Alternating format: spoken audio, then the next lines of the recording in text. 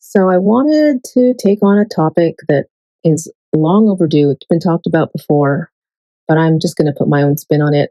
It's the unfair treatment of Larry Stylinson fans that I personally feel happens a little too much and a little too unfairly within the One Direction fandom and possibly in the larger pop culture world. So if you're new here, Larry Stylinson refers to the shipping name, like relationship ship of for Louis Tomlinson and Harry Styles. Now, for over 15 years now, there's been a very vocal part of the fandom that's believed, hoped, and just simply enjoyed the idea that the two are or were or still are secretly married, romantically involved, or at least wanted to explore the possibility of it. But for the Larry shippers, it's never been about conspiracy or fantasy. It's been primarily about representation and honesty, about celebrating an emotional connection and the right to explore stories that matter to them.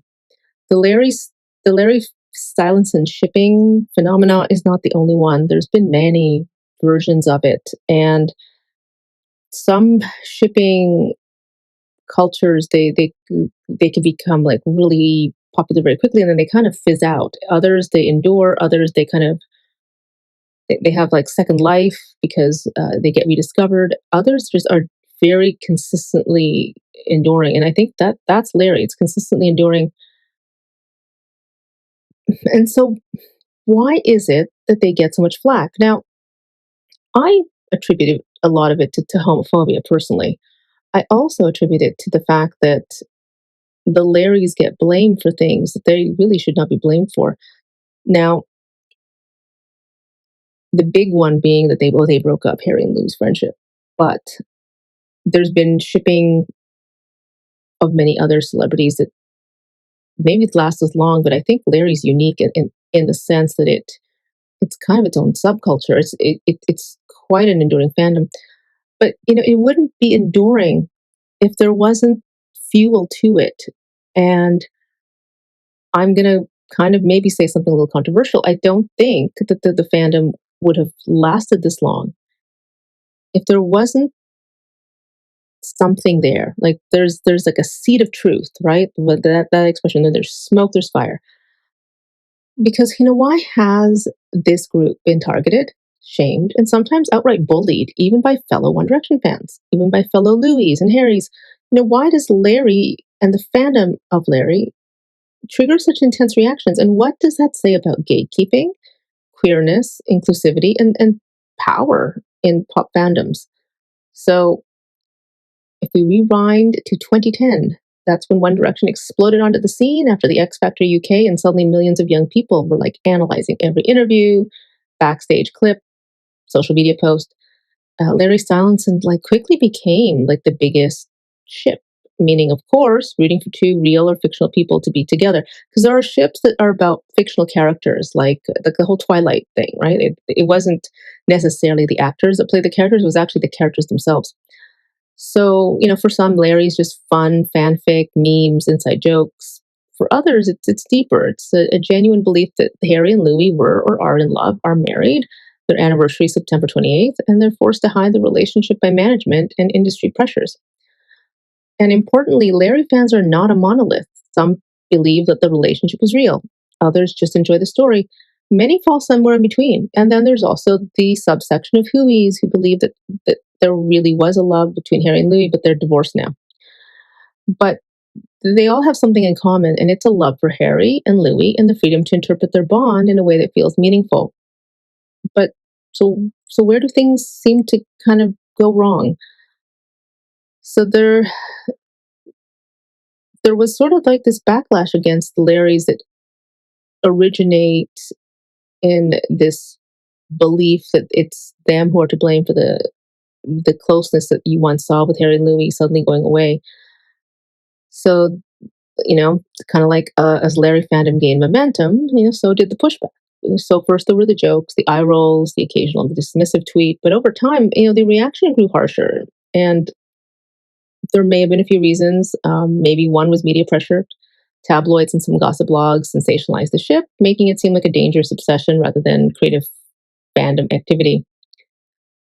The band and management's response. Management, the gods above. So management apparently did discourage Larry questions at events. Harry and Louis were asked to clarify their relationship, often under awkward or invasive circumstances. There was also like a period of time where there are clips where they like I think Harry wants to sit by Louis, but then some you can hear the management's voice saying, "You can't sit together," because they used to sit together.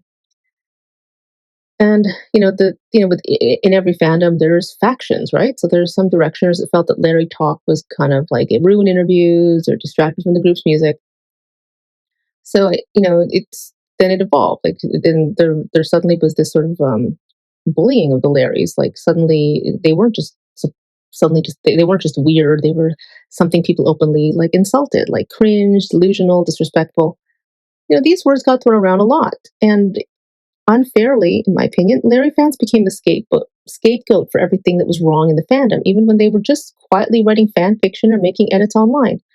I mean, it endured for a reason. It didn't endure just because of imagination. I'm sorry.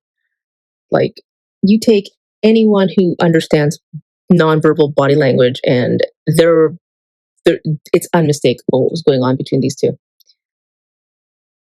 Because if we are honest about it, the backlash against Larry's is rarely just about annoying fans. I think again, on my personal opinion, it's tapping into some deeper problems. So, one, misogyny.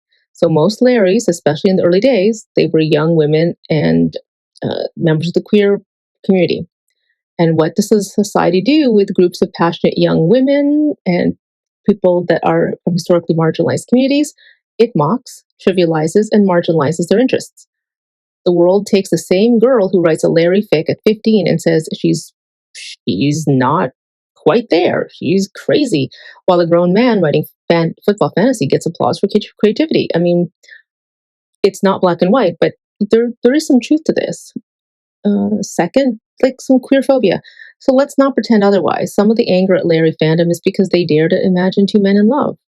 But if you think of all the people who became allies, who like Larry inspired their whole like career as LGBTQ advocates. Some even went to law school to fight for the rights of sexual minorities.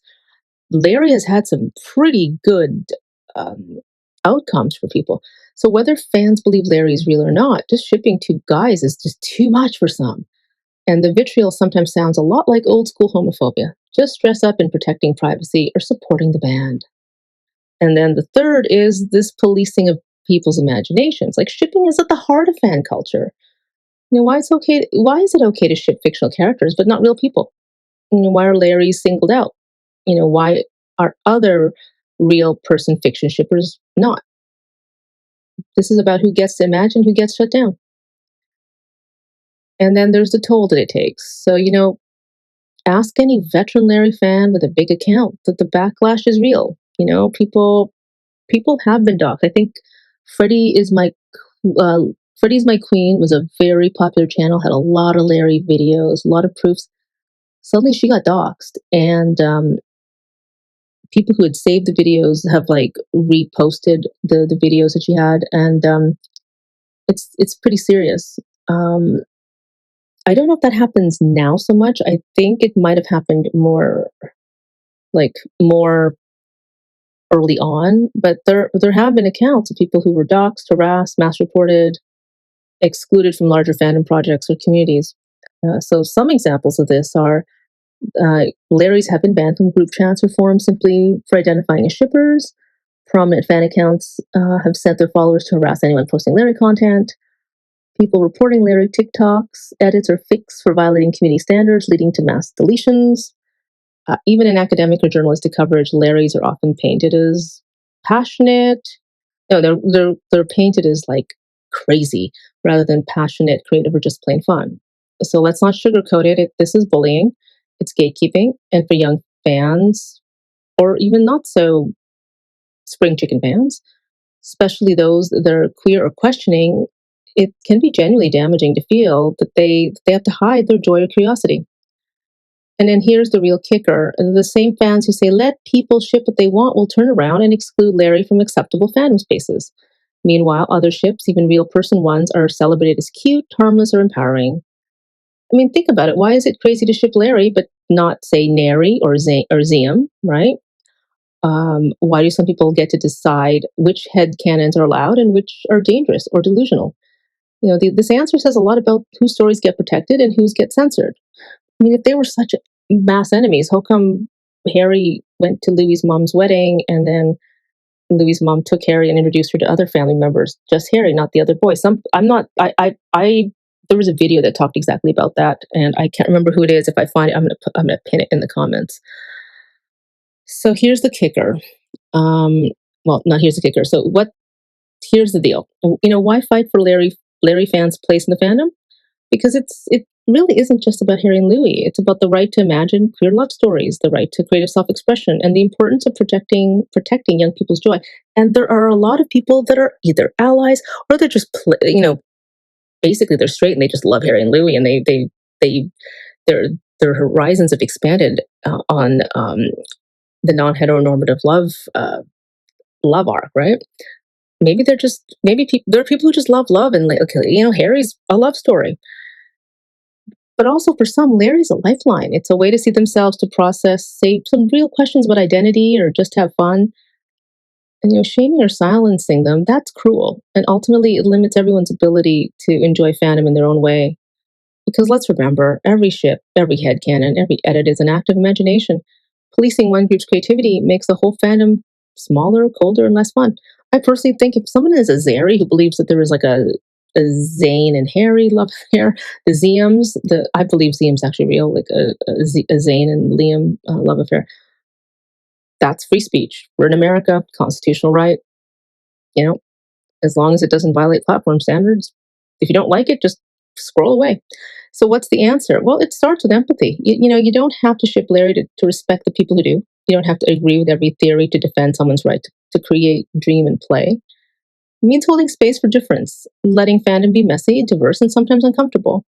It means calling out the bullying when you see it, even if it's just a joke or just a ship war.